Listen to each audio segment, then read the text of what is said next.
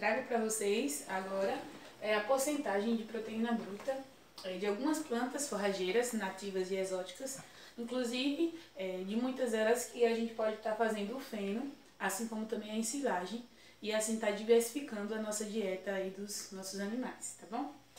E aqui a gente pode estar utilizando como fonte de proteína bruta o feno do pau de rato, né, que ele contém nele 19% de proteína bruta. E se tratando do feno do pau de rato, como a gente vai abordar adiante, o pau de rato ele é um grande volumoso, né? A gente pode estar utilizando ele como volumoso também na dieta dos animais. Temos também a moringa, né? E aí aqui é da folha do pau de rato e da moringa também são das folhas. As folhas da moringa, dentre as leguminosas, né? Ela detém, dentre as forrageiras, ela é de uma que tem mais potencial na questão de proteína bruta. A moringa ela detém 33,8% de proteína bruta.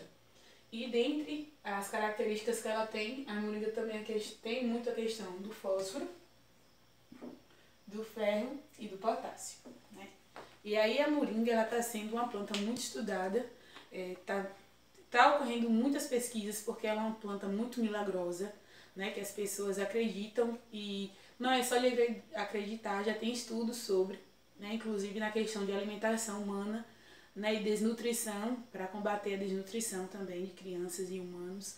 Então ela vem sendo tipo como se fosse uma planta do século, né? E aí, dentre as potencialidades que ela tem, o fator dela exercer essa grande taxa aqui, ó, de proteína bruta, é uma das coisas com que faz que a gente tenha um pé na nossa casa, que a gente tenha a plantar e principalmente que a gente venha plantar ela como fonte nutritiva de alimento, né? Pensar nela não só como uma planta medicinal para os humanos, mas também uma fonte de proteína muito boa para os animais. A gente tem a leucênia, né, que detém 25%. E esses 25% de proteína bruta que a leucina tem é principalmente nos galhos novos. A partir do momento que os galhos eles vão envelhecendo, eles vão tendo mais fibra, né? E assim eles vão perdendo, digamos que a proteína.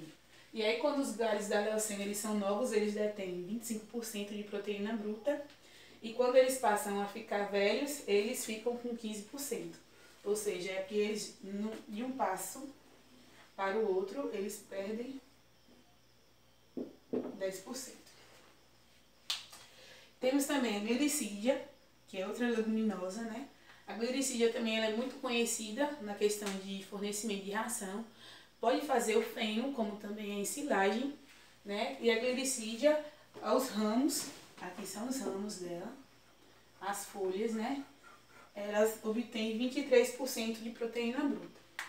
E terminamos aqui com a maniçoba, que é da mesma família da mandioca, né? Do gênero Manihot, digamos que é uma prima próxima, que ela detém, ela tem taxas superior a 20% de proteína bruta.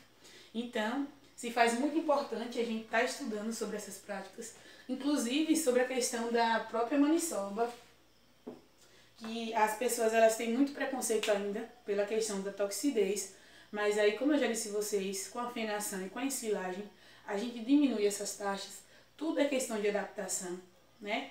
E aí aqui eu trago para vocês a questão da palavra-chave, né? Que a gente deve ter muito em nossas mentes e no nosso planejamento rural também, que é a questão do consórcio.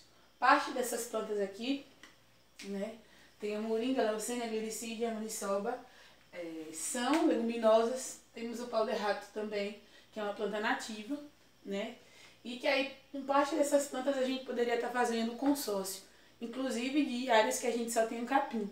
A gente poderia estar fazendo consórcio. Inclusive, quando a gente tem plantas leguminosas, plantas que produzem vagens, elas fazem naturalmente a fixação de nitrogênio no solo, né?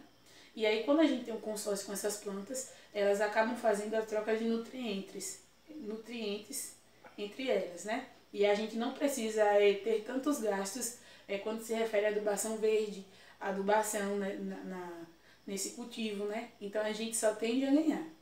E pensar que sempre, principalmente com as leguminosas, com as plantas nativas e exóticas que a gente tem, as forrageiras aí, pensar de uma forma diferente que a gente deve começar a plantar agora, né? Tem que começar a plantar e investir, potencializar nos recursos naturais que a gente tem. Porque normalmente a gente tende mais a degradar e a gente não preserva, né?